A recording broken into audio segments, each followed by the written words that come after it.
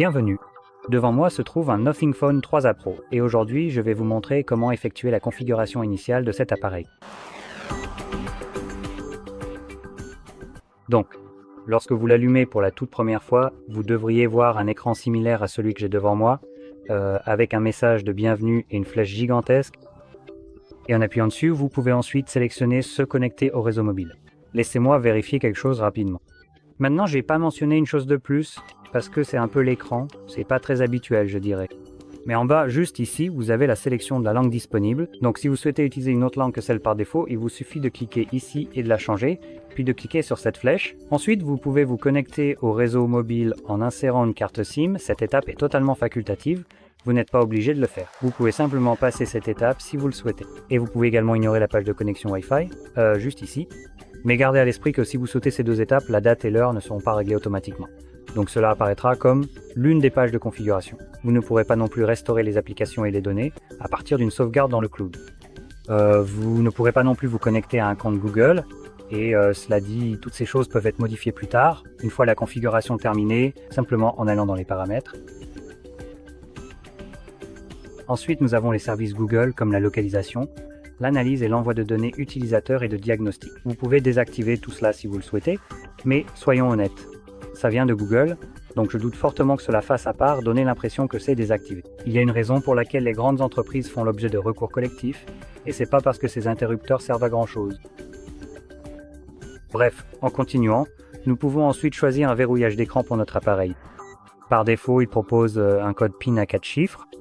Vous pouvez aussi sélectionner d'autres options de verrouillage d'écran et choisir un schéma ou un mot de passe si vous le souhaitez.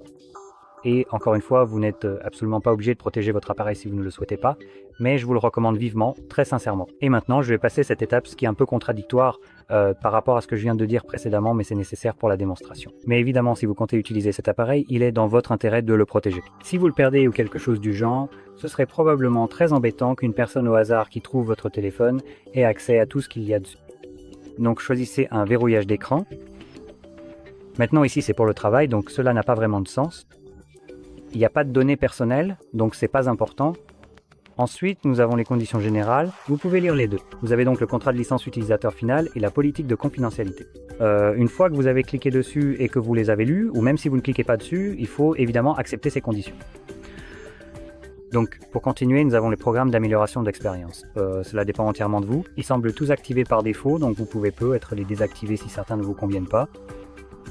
Ensuite, nous avons découvrir l'interface Glyph, qui est cette chose en bas, et qui semble être désactivée pour l'instant. Sélectionnez suivant, et je pense que ça va s'allumer, je crois bien en fait. Non, finalement non. D'accord, donc ça ne s'allume pas. Je suis presque sûr que les premières versions de ces appareils s'allumaient de cette façon, mais en tout cas.